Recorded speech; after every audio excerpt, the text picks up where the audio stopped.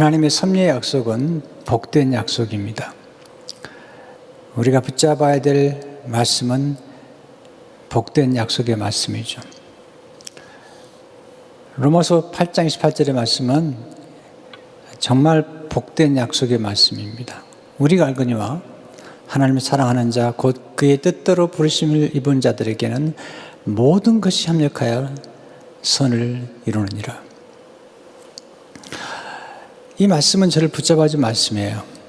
아니, 저만 붙잡아준 게 아니라 수많은 사람들을 붙잡아준 말씀이죠. 특별히 고난 가운데 있을 때, 슬픔 가운데 있을 때, 또 낙심할 때 이 말씀이 우리를 붙잡아주고 이 말씀이 우리를 위로해주고 이 말씀이 우리로 하여금 다시 한번 시작할 수 있도록 도와주는 소중한 말씀이에요.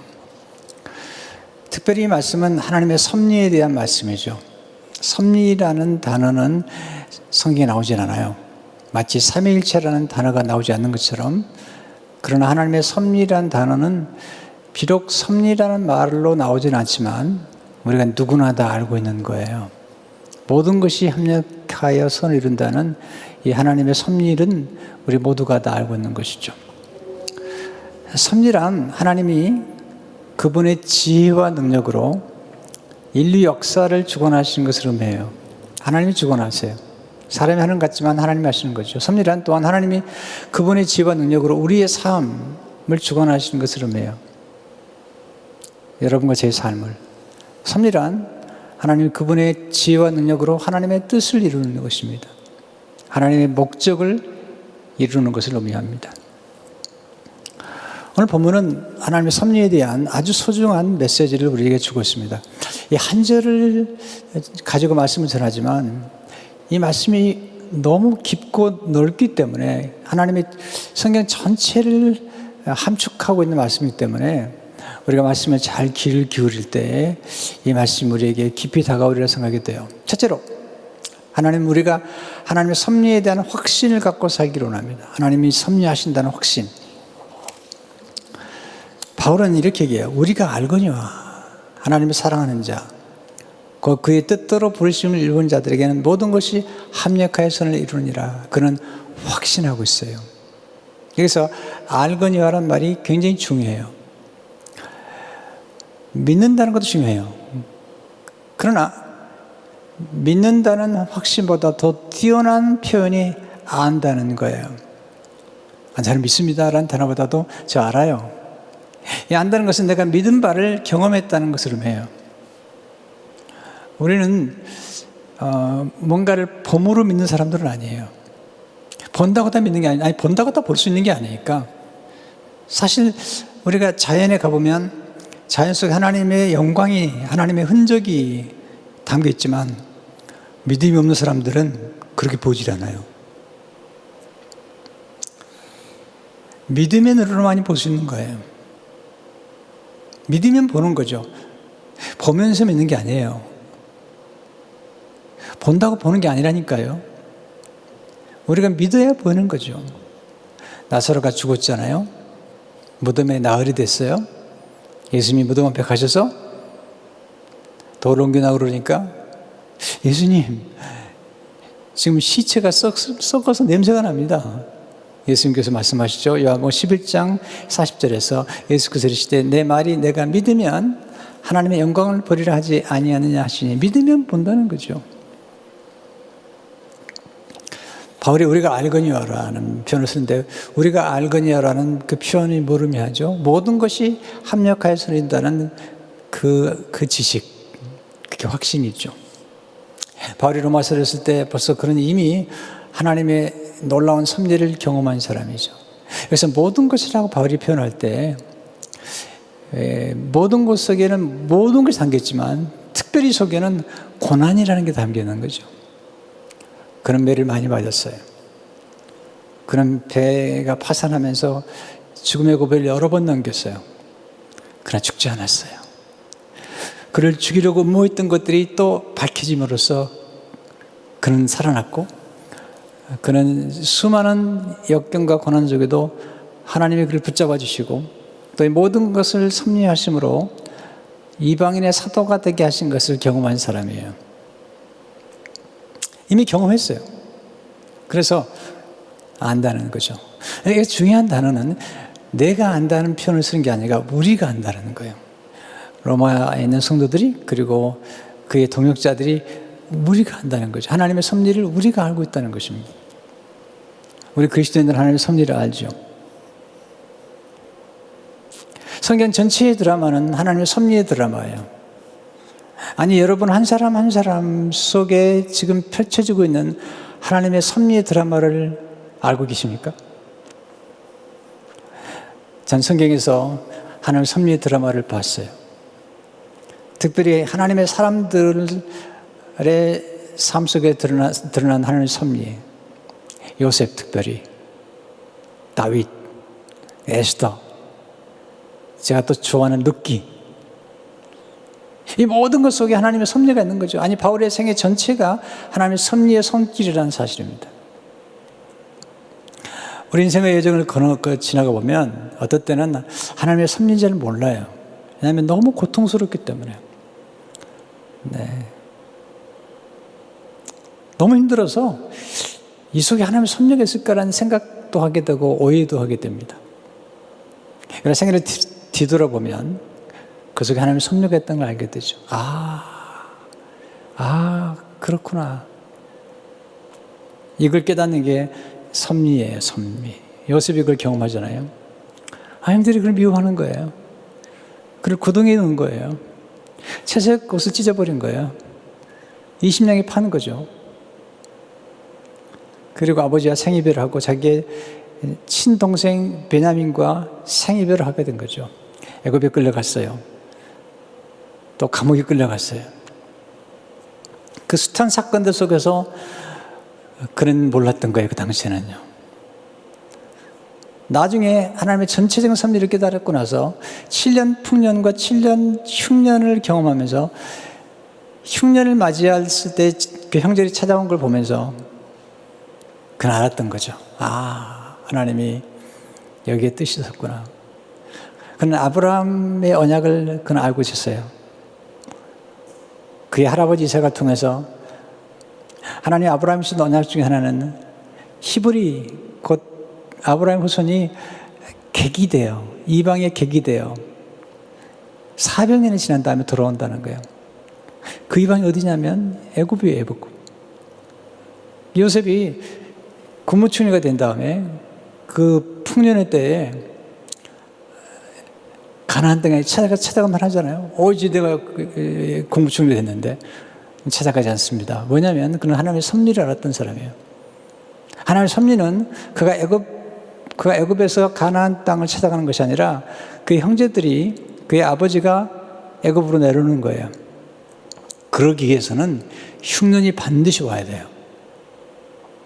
그리고 그 흉년의 때에 곡식을 나눠줄 만큼 풍년의 때를 준비해야 돼요. 이게 하나님의 섭리를 알았던 요셉의 생의 모습이죠. 나중에 형제들이 찾아왔을 때 그가 깨달은 거죠. 하나님이 나로 하여금 사람들의 생명을 구원하려고 이 모든 것을 섭리했다는 사실을 알게 되죠. 창세기 45장 5절의 말씀은 놀라운 말씀입니다. 하나님, 당신이 나를 이곳에 팔았다고 해서 근심하지 마소서, 한탄하지 마소서. 하나님이 생명을 구원하시려고 나를 당신들보다 먼저 보내셨나이다. 아버지 야곱이 죽은 다음에 형제들이 와서 혹시 요셉이 자기네를 힘들게 할까 봐 용서를 구하니까 구약의 로마서 8장 28절이 창세기 50장 20절이에요. 이게 구약의 당신들은 나를 헤아려 했으나 하나님은 그것을 선으로 바꾸사 오늘과 같이 많은 백성의 생명을 구원하게 하시려 하셨나니 모든 것이 합력해서 선을 이루었다는 거예요.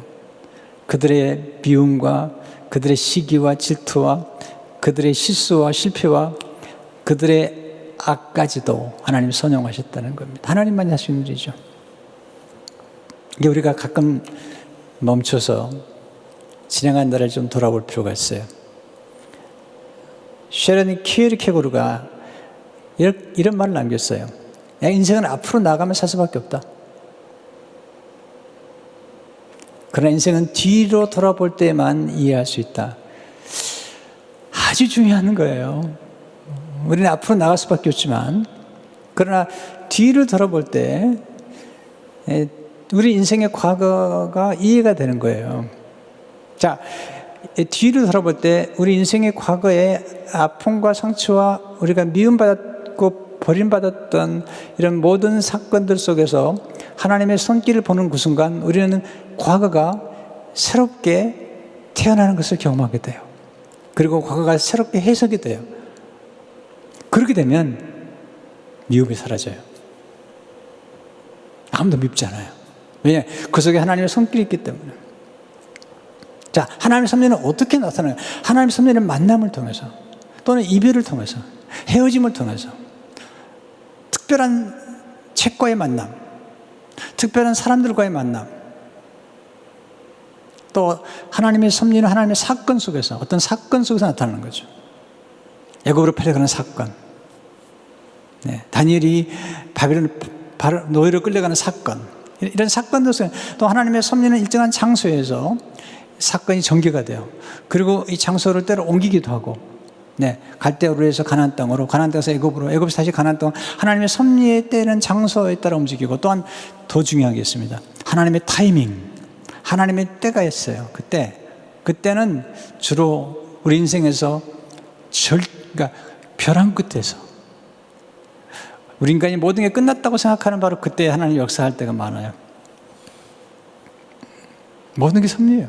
심지어는 우리의 섭리적 실수도 섭리하세요. 우리의 실패도, 우리의 가난도, 우리의 고통도, 수술까지도 우리는 모르지만 주님께서 참새 한 마리도 하나님의 허락 없이는 떨어지지 아니한다고 말씀하셨어요. 우리의 머리털까지 다 세심받았다고 말씀하셨어요. 하나님의 절대 주권은 아니자만 하나님 절대 섭리를 할 수 있게 되죠. 이 바로 하나님의 섭리한 확신을 갖고 산다는 게 얼마나 중요한지 몰라요. 둘째로, 하나님의 섭리는 하나님 사랑하는 사람들 속에 나타나죠. 우리가 알거니와 하나님을 사랑하는 자, 곧 그의 뜻대로 부르심을 입은 자들에게는, 하나님을 사랑하는 자에게 해당하는 이 말씀이에요. 하나님을 사랑하는 자에게, 그의 뜻대로 부르심을 입은 자들에게 해당하는 말씀이에요. 약속의 말씀이에요. 자, 질문하게 되죠. 나는 하나님을 사랑하는 자인가? 나는 하나님을 사랑하고 있는 것일까? 나는 얼마나 하나님을 사랑하는가? 하나님께 지임받고 예수님께 구속받은 우리들이 하나님을 사랑하는 것은 가장 중요한 삶의 이유예요. 살아야 될 이유, 삶의 목적입니다. 그런데 문제는 우리가 하나님을 잘 사랑하지 못하게 되는 거죠. 마땅히 사랑해야 되는 하나님보다는 세상의 돈이나 권력이나 명예나 쾌락을 더 사랑할 때가 얼마나 많아요. 그럼 왜 사도 바울이 하나님을 사랑하는 자라고 이렇게 얘기하고 있는 걸까요? 이렇게 이야기할 수밖에 없는 이 근거가 있을 거 아니에요. 제가 이 말씀을 붙잡고 묵상하면서 그냥 고민이 되더라고요. 목회자인 내가 늘 하나님 말씀과 더불어 살아가면서도 내가 얼마나 하나님을 사랑하는가라고 하는 이 질문 앞에 제가 할 말이 없었어요.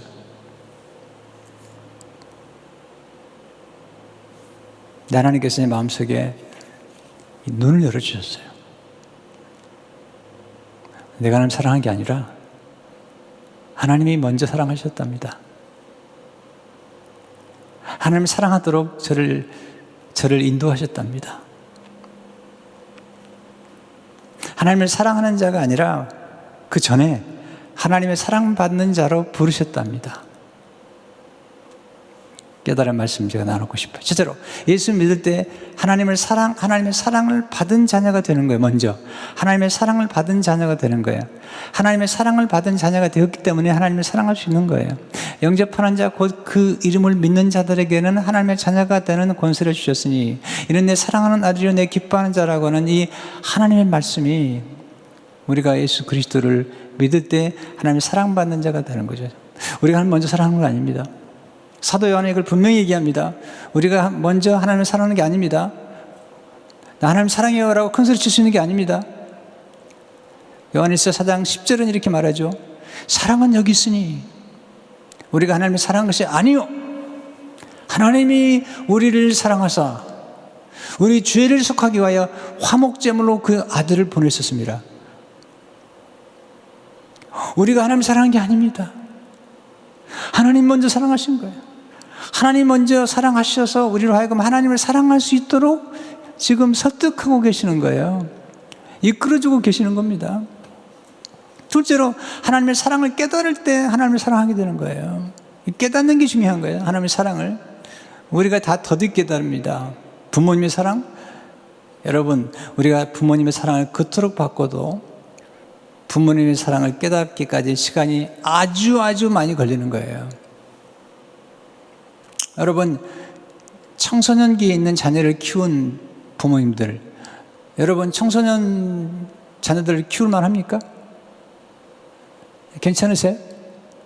네, 괜찮으면 다행이고 괜찮지 않아요? 막 대들어요? 네. 왜 나를 낳냐는 거예요. 응? 엄마 말 듣고 싶지 않다는 거예요. 아빠 말 듣고 싶지 않아. 나 간섭하지 말라는 거예요. 이게 청소년기에 들면 아이들이 스스로도 힘들어요. 사실 강력한 성령의 역사와 강력한 영적인 경험 이게 있으면 또 다르지만 그렇지 않고 일반적으로는 청소년기에 되면요 혼돈스러운 거예요. 네, 못 깨달아요. 그래서 아빠하고 맞짱 뜨고 막 그러죠. 그런데 쭉 크다가 이제 결혼해가지고 자식을 낳는 거예요. 그래가지고 자기하고 똑같은 놈을 낳는 거예요. 그래가지고 속썩이는 걸 보면서 그때 가서 깨닫는 거죠. 와, 내가 이랬었구나. 이랬었는데 우리 부모님이 나를 사랑했구나라는 사실을 깨닫는 거예요.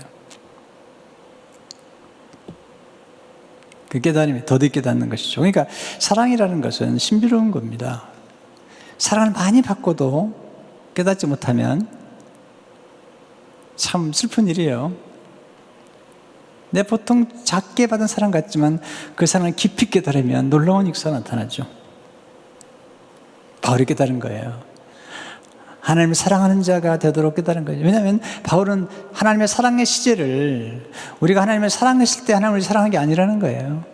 우리가 사랑받을 만한 자격이 있을 때 하나님 우리를 사랑한 게 아니라는 거예요. 로마서 5장에서 분명히 밝히죠. 우리가 연약할 때, 우리가 죄인 되었을 때, 우리가 하나님과 원수 되었을 때 우리를 사랑하셨다는 거예요. 로마서 5장 8절을 보세요. 우리가 죄인 되었을 때 그리스도께서 우리를 위하여 죽으심으로 하나님께서 우리에 대한 자기의 사랑을 확증하셨다는 하나님의 사랑을 데몬스트레이트 했다고 했어요. 언제? 죄인 되었을 때. 10절에 보면 더 기가 막히죠. 우리가 원수 되었을 때 그의 아들의 죽으심을 알면 하나님과 화목하게 됐다. 원래 우리는 그런 사람이에요. 대단한 사람이 아니에요. 근데 우리를 부르셔서 우리를 사랑스러운 존재로 만드실 뿐 아니라 하나님까지도 사랑할 수 있는, 여러분 인간이라는 것은 어떤 대상을 사랑하느냐에 따라서 그 사람의 인격과 품격이 드러나는 거예요. 밤낮 돈만 생각하는 사람은요, 돈만 사랑하는 사람은 돈을 닮게 되어 있습니다. 그러다 돌아버려요. 네. 돈 하다가 돌아버리는 거예요. 돈이 필요하긴 하지만. 돼지머리 앞에서 절하는 사람들 봐요. 돼지머리 앞에서. 네. 돼지머리는 먹으라고 주는 것이지 절하라고 주는 게 아니에요. 네. 우상을 숭배하다 보면 우상을 담게 되는 거예요. 우리가 사랑하는 대상에 대한 가치에 따라서 우리의 가치가 결정되는 것인데, 우리가 하나님을 사랑하도록 부름받았다는 것만큼 영광스러운 건 없는 거예요. 왜냐하면 우리가 하나님을 사랑할 때 하나님과 거의 동등한, 하나님은 아니지만 동등한 수준까지 우리를 끌어올려 주신 겁니다. 그래서 우리로 하여금 하나님을 사랑할 수 있는 존재까지 되도록 만드셨다는 거죠. 그런데 문제는 우리가 사랑스러운 존재가 아니라는 거죠. 그런데 우리를 사랑하셨다는 거죠.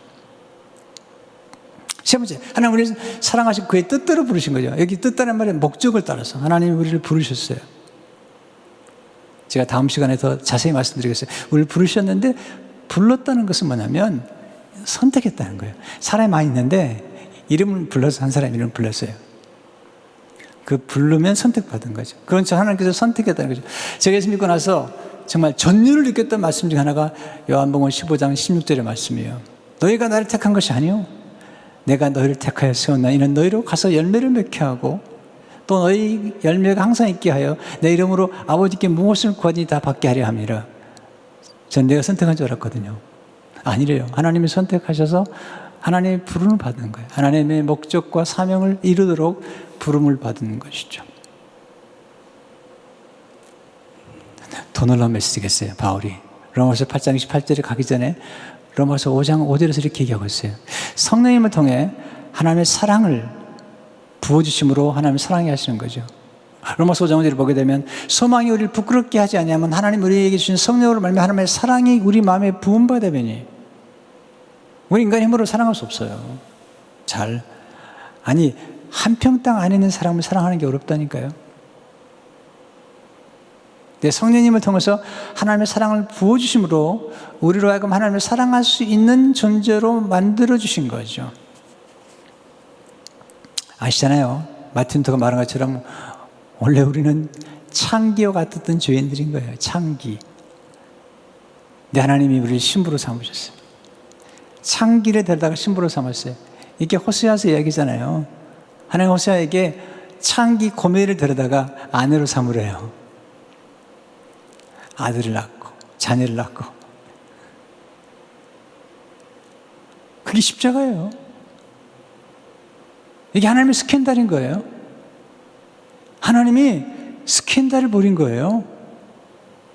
이게 십자가는 거리끼는 것이라고 그랬거든요. 이제 이 거리낀다는 말이 헬라어로 스캔달로스. 거기서 스캔달이 나옵니다. 하나님이 사랑할 수 없는 사람, 사랑해서는 안 될 사람을 사랑한 거예요. 꼭 유행가 노래 제목 같은데요. 사랑해서는 안 될 사람. 뭐 그런 노래 있잖아요. 하나님이 스캔들을 벌이신 거죠. 왜?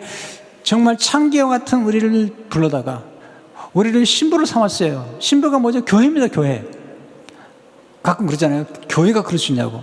교회가 그런 곳이에요. 왜? 창기들을 모으는 거니까. 그러면 안 된다고. 바로 그러면 안 된다고 하는 바리새인들 향해서 말씀했어요. 너희는 지옥 자식이라는 거예요. 하나님 나라에 먼저 들어갈 자가 누구냐? 창기와 세리라는 거예요.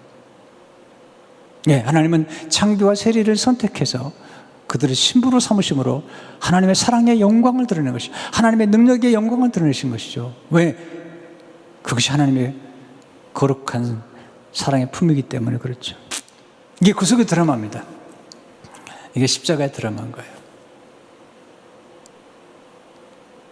물론 예수 그리스도의 몸으로서의 교회, 우주적 교회는 완벽해요.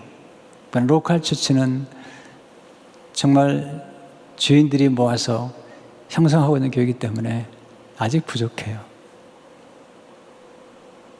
아직 부족해요.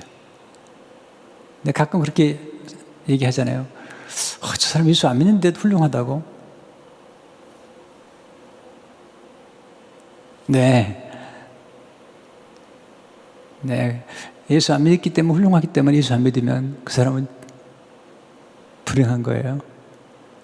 우리는 부족하기 때문에 그래서 예수 믿는 사람들이 부족한 사람이 많아요. 왜? 부족하니까 예수 믿고 부족하니까 구원을 받은 거예요. 나는 그렇지 않다고. 여러분, 그렇다면 십자가가 필요 없을 만큼 의롭다면 십자가가 필요 없는 거죠. 그 사람은 구원을 받지 못하는 거예요. 우리의 구원은 오직 예수 그리스도의 십자가의 능력과 은혜로 구원받는 거잖아요. 그리고 그분의 도우심을 따라 창기와 같은 우리들이 흠없고 영광스러운 신부가 된 거죠. 그게 교회라는 것입니다. 교회. 물론 우리가 처음 부름받던 모습대로 모르면 안 되죠. 나중에 영광스러운 신부로 점점 신랑을 닮아가는 건 우리의 삶의 역할이죠. 그 메시지가 다음 주에 드리겠어요. 왜냐하면 이게 우리가 어떻게 영화에 이르는지 점점 거룩해지고, 그러나 우리가 처음 부름받을 때 사실을 잊어서는 안 돼. 우리 언약할 때란 말은 미숙할 때, 우리가 죄인 됐을 때, 우리가 원수 되었을 때, 우리와 창기처럼 살았을 때 하나님 우리를 선택하셔서 역사하신 거잖아요. 마지막으로 세 번째, 하나님은 모든 것을 합력하여 선을 이루신다는 거예요. 모든 것을 합력해서. 특별히 성경에서 강조하는 모든 것은 주로 고난의 해당되는 게 많아요. 고통과 역경과 시련과 실패와 파산과 이별과 이혼과 상실과 버림받음과 무시당함과 미움받은 것과 이런 삶에 일어나는 갈등들, 이런 것들을 통해서 역사하는 거죠. 그런데 합력하여 선한다는 것은 결론은 뭐냐면 우리를 유익하게 하기 위해서 그렇게 하신다는 거죠. 그래서 하나님의 섭리는 뭘까요? 첫째로 하나님 섭리를 통해서 우리를 보호하시고 다스린다는 거예요. 우리를 보호하신다, 다스린다. 그러니까 하나님의 섭리의 특징 가운데 첫째는 보존, 보호가 있고요. 두 번째는 통치, 다스림이 있고 마지막에 협력이 있는 건데요. 먼저 하나님이 우리를 구원하신 다음에 우리를 선택하시고 우리를 구원하신 다음에 우리를 보호하시고 그리고 우리를 다스리신다는 거예요. 삶의 모든 걸 다스리시는 거죠. 여러분 성경을 보시면 에스더에서 보면요. 에스더에서 보면 하나님 이름이 한 번도 나오질 않아요. 근데 하나님의 손길을 느끼죠. 그래서 하나님께서요, 이스라엘 민족, 자기 백성을 보존하기 위해서 에스더를 사용하시고 또 하만이라는 사람이 음모를 꾸미게 하시고 또 모르드게가 왕을 죽이려고 하는 음모를 알고 고발함으로 공중일기에 쓰이게 하고 나중에 유대인들을 죽이려고 다 지금 조서에 도장이 찍혔는데 에스더가 기도하는 중에 왕이 밤에 잠이 안 오는 거예요. 잠이 안 오도록 섭리하시는 거예요. 잠이 안 오니까 공중일기를 가져오라는 거예요. 이거 봤더니 자기를 살려준 모르드게에 대해서 상을 준 적이 없는 거죠. 이제 가서 역전에 드라마가 이루어져. 하만은 지금 이 모르드게를 죽이려고 지금 높은 장대를 준비해 놓은 거죠. 하나님의 섭리가 이루어지면서 모르드게를 죽이려고 하만이 준비한 그 장대에 오히려 하만이 죽임 당함으로 역전과 반전이 이루어지죠. 에스더 7장 9절 10절을 보게 되면 왕을 모신 내시 중에 하르보나가 왕에게 이르되 왕을 위하여 충성된 말로 고발한 모르드게를 달고자 하만이 높이가 50규빗 되는 나무를 준비하는데 이제 그 나무가 하만의 집에 있나이다. 섰나이다. 왕이 이르되 하만을 그 나무에 달라 하며 모르드게를 매달려고 한 나무에 하만을 다니 왕의 노가 그치니라. 여기서 하나님의 백성들이 구출을 받는 것들을 보게 되죠. 여러분 한번 이 말씀 들으면서 지나간 날들을 좀 되돌아보세요. 혹시 죽음의 고비를 몇 번 넘기셨는지. 아니, 한 번 넘긴 게 아닙니다. 여러 번 넘겼습니다. 저는 이제 성경을 계속 통독해 나가는데 며칠 전에 성경 읽다가 제 와서 가슴에 확 탄 말씀이 있어요. 사무엘상 20장 3절의 말씀이었어요. 다윗이 자기를 죽이려는 사울왕 때문에 너무 괴로워하면서 사울왕의 아들 요나단에게 한 말이에요. 나와 죽음의 사이는 한 걸음뿐이니라. 저는 비행기 탈 때마다요 생각해요. 네, 비행기가 안전하다고 그러지만 모르잖아요. 네, 그 한 걸음 사이인 거예요. 아니 비행기뿐만 아니죠. 우리 삶의 순간순간이 한 걸음뿐이에요. 삶과 죽음의 한 걸음뿐인 거예요. 수술을 받으러 가거나 네, 뭔가 새로운 일을 할 때 정말 위험한 겁니다. 하나님이 지켜주지 않으면 안 돼요. 하나님이 어떻게 하나님 선택한, 하나님 부르심 받은 사람들은, 하나님이 선택하고 부르는 사람들은 사명을 완성하기까지, 곧 하나님의 그 뜻, 하나님의 목적, 하나님의 목적을 이루기까지, 사명을 완성하기까지는 하나님이 보존하세요. 그리고 천국으로 데려가시는 거예요. 더 놀라운 사실이 있습니다. 그래서 우리가 하나님을 알기도 전에, 우리가 알기도 전에 하나님 우리를 아시고 우리를 보호하셨다는 사실이에요.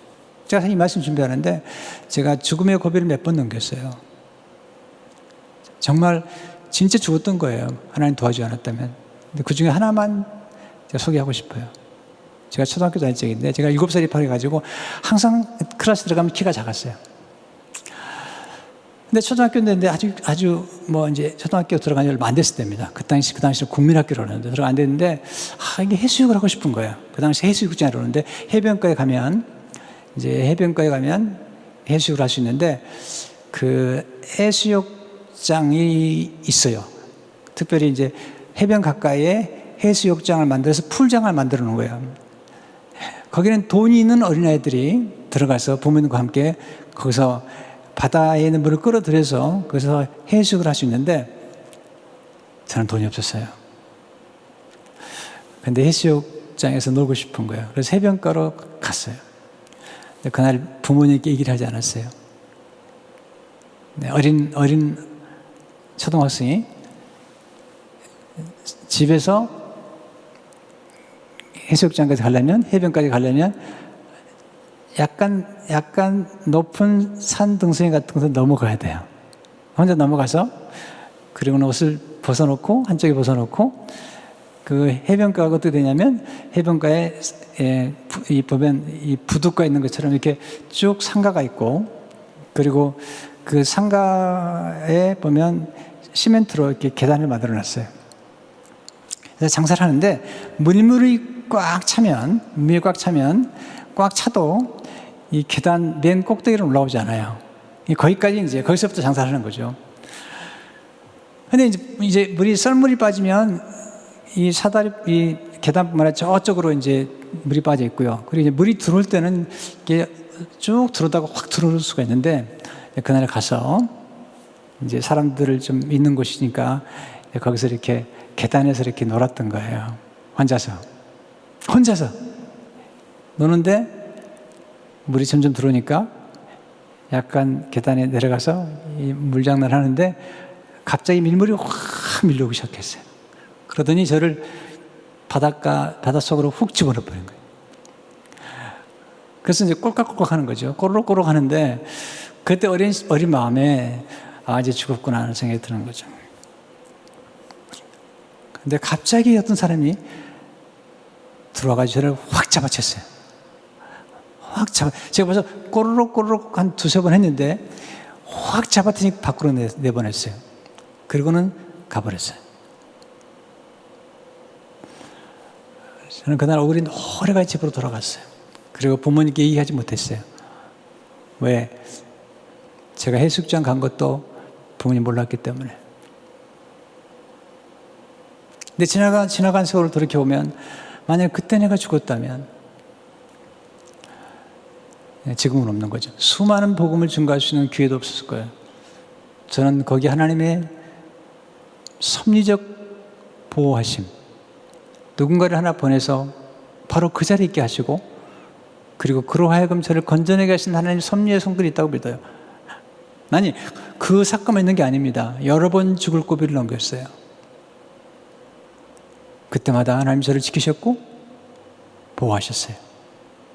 언제까지? 제게 주어진 사명이 다할 때까지, 아니 여러분에게 준 사명이 다할 때까지 하나님 여러분을 지키실 거예요. 그게 섭리예요. 그렇게 다스리는 거예요. 두 번째, 하나님의 섭리를 믿는 사람은 고난을 낭비하지 않습니다. 고난을 낭비하면 안 됩니다. 이게 무엇을 의미할까요? 고난을 낭비하지 않는다는 말은 무엇을 의미할까요? 하나님의 섭리를 믿는 사람들은 우리를 괴롭히거나 못 살겠던 사람들에 대한 원한 맺힌 감정이나, 그리고 복수심에 대한 감정이나 미움 감정이 없어져 버려요. 요셉이 그런 경험을 하잖아요. 돌이켜보니까 미움받은 게 축복이더라는 거예요. 형제들이 자기를 팔았기 때문에 자기가 국무총리가 돼가지고 수많은 사람들의 생명을 살리게 된 거잖아요. 제가 여러 번 어려움을 당했어요. 또 저를 아주 괴롭히는 사람들이 있더라고요. 네. 근데 제가 요셉을 알았거든요. 또 그 다윗을 괴롭혔던 그 사울을 보았거든요. 근데 보니까 하나님께서 그 요셉의 형제들과 또 보디발의 아내나 또 이런 사람들을, 또 다윗의 생애 가운데 이 사울랑 같은 사람들을, 이런 사람들 역사를 이루라는 거예요. 사울을 통해서 다윗을 키우더라는 거예요. 그러고 나니까 돌이켜보니까 바로 그게 하나님의 섭리 안에서 하나님이 섭리하신 축복의 역사였다는 사실을 알게 된 거죠. 그렇기 때문에 그런 사람들 때문에 복수를 하기 위해서 시간을 허비하거나, 여러분 복수한다는 건 굉장한 에너지인데요. 이건 파괴적인 에너지입니다. 원한을 품는다는 것도 파괴적인 에너지입니다. 원한이라는 것은 스스로 독배를 마시는 거예요. 상대방을 죽이려고 먼저 독배를 마시는 거예요. 자기가 먼저 죽는 거예요. 근데 하나님께서 이렇게 섭리를 깨닫게 되면 그런데 시간을 보내주시진 않아요. 저는 그런데 시간을 보낸 적이 없어요. 제 마음속에서 다 걷어가 버렸어요. 하나님 제 마음속에서 미움이나 이런 거 다 걷었어요. 그래서 거기에 시간을 보내지 않고 내게 준 사명에 집중할 수 있는 시간을 갖게 됐어요. 여러분, 인생은 뭐 남을 복수하거나 뭐 원한 맺힌 그렇게 살기에는 너무 짧아요. 하나님의 뜻을 이루고 내게 주어진 일을 최선을 다하는데도 시간이 바쁜데 그 쓸데없는 시간을 보내요. 요셉이 그렇지 않잖아요. 다윗이 안 그렇잖아요. 우리 사울왕의 손자 무비보셋을 돌봐주잖아요. 이게 하나님 보실 때 멋있는 거죠. 이게 하나님의 섭리를 깨달은 사람만이 할 수 있는 거예요. 또 고난을 낭비 안 해보죠. 고난의 때에 공부하라는 겁니다. 고난의 때 미래를 준비하라는 거예요. 많은 사람들이 고난의 때 언제 끝나지 고난이? 그러고 있어요. 여러분 요셉 좀 보세요. 철저히 준비하잖아요. 다윗 보세요. 다윗이 그 10여 년 동안에 사울왕의 축을 받으면서 그거 했던 게 뭐죠? 그를 찾아왔던 사람들을 용사로 키우는 거예요. 장군을 키우는 거예요. 다윗 한 곳에 캐비넷을 키우는 거예요. 낭비하지 않았습니다. 시간을요. 제가 몇 년 동안 어려움을 겪었습니다. 그 어려운 기간 동안에 저는 시간을 낭비하지 않았습니다. 요한복음을 영어로 암송하기 시작했어요. 그래서 영어로 암송하다 보니까 한 7장을 영어로 암송하게 됐어요. 그리고 성경을 묵상하고 그 다음 단계를 준비한 거예요. 그리고 책을 보기 시작했어요. 책을 보고. 네. 그래서 그 하나의 텀이 끝났을 때 다음 챕터, 그 챕터가 새생명 비전교회라는 챕터가 시작된 거예요. 저는 시간을 낭비하지 않습니다. 고난을 낭비하지 않습니다. 고난으로도 배워야죠. 여러분, 섭리를 믿는 사람들은 고난에는 뜻이 있다고 믿는 거죠. 고난에는 의미가 있다고, 고난의 의미를 부여하는 기술, 이게 삶의 예술인 거예요. 내 삶의 순간순간에 찾아온 어떤 어려움이나 우리를 괴롭힌 사람들에 대해서도 거기에 삶의 의미를 부여해 보세요. 그러면 해석이 달라집니다. 해석이 달라지면 반응이 달라집니다. 그럼 관점이 달라져요. 삶의 통찰력이 생기고 예견력이 생기기 때문에 우리의 삶에 놀라운 변화가 나타나는 거죠.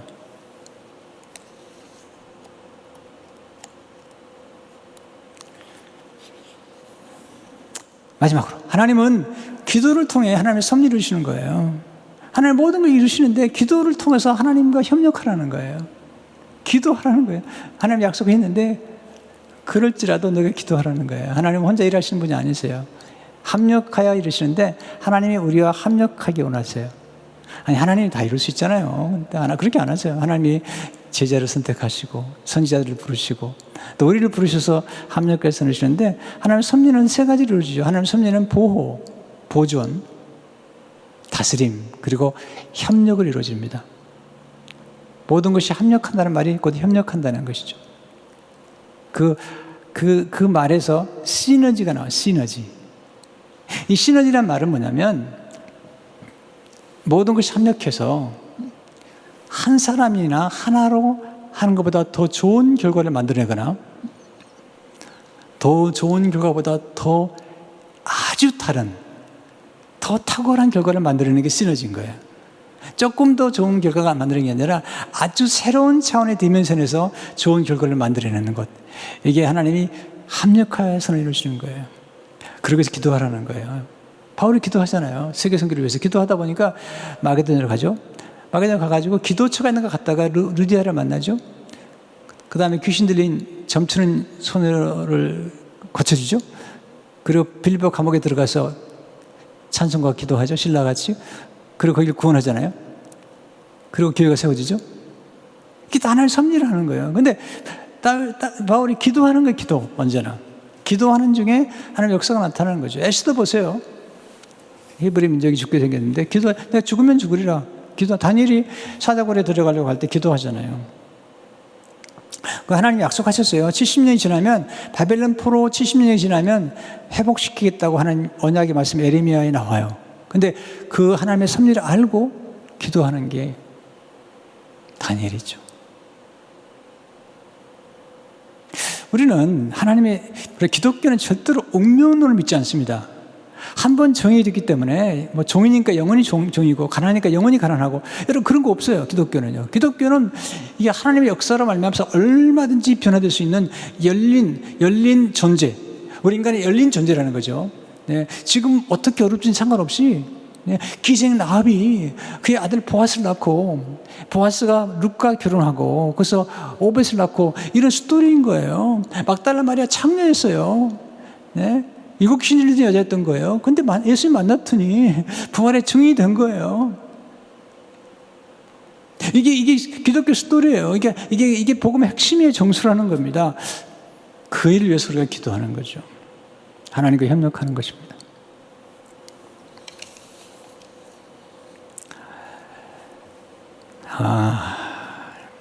다윗이요, 참 고난이 많았어요.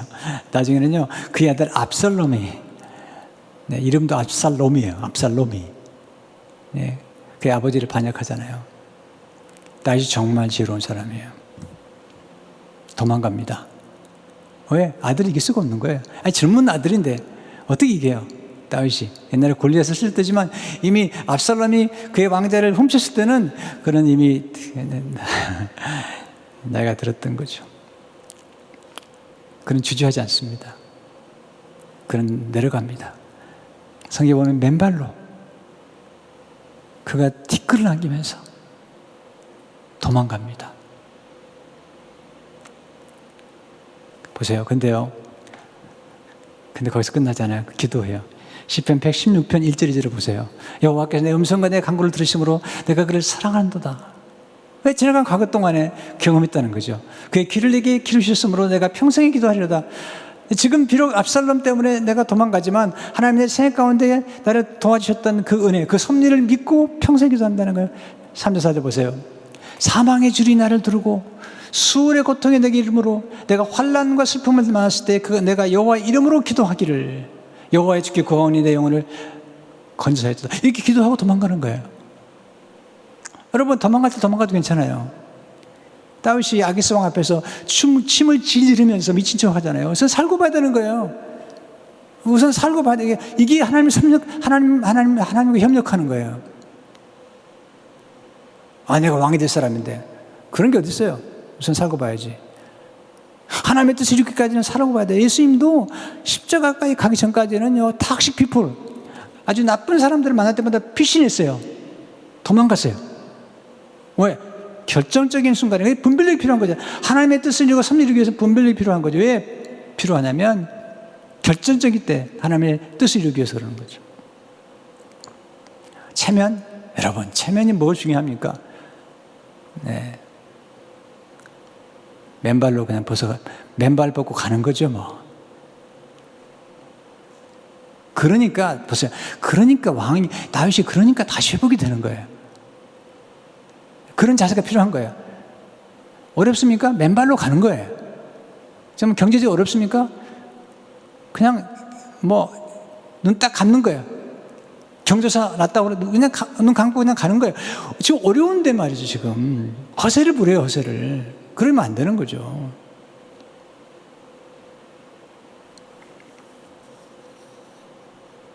존 칼빈이 그런 말 했죠. 하나님의 섭리는 우리의 책임을 약화시키지 않는다. 하나님의 섭리는 인간의 숙고와 조화를 이룬다. 우리 하나님의 섭리를 알아요. 그렇지만 신중해야 돼요. 바울이 유라굴로 강포를 만나죠. 하나님 말씀하세요. 너와 함께한 생명을 다 살려주겠다. 네, 그 믿었죠. 하나님 섭리를 알죠. 그런데요, 사공들이 자기만 살려고 거룻배, 구명선 같은 거죠. 그걸 가지고 도망가려고 그러니까 군인들에게 말하죠. 저들이 도망가면 우리 살 수 없습니다. 이게 하나님의 섭리와 협력하는 거예요. 네, 그렇게 함으로 다 살아남잖아요. 하나님의 섭리의 절정은 시슴 십자가죠. 십자가는 하나님의 드라마의 절정입니다. 창기와 같은 우리를 구원하셔서 신부로 만드시는 드라마. 하나님의 우주적인 스캔들입니다. 스캔들. 네. 하나님은 악을 좋아하는 분이 아니시죠. 또 죄를 좋아하는 분이 아니시죠. 그러나 이 죄 악까지도 선용하신 거죠.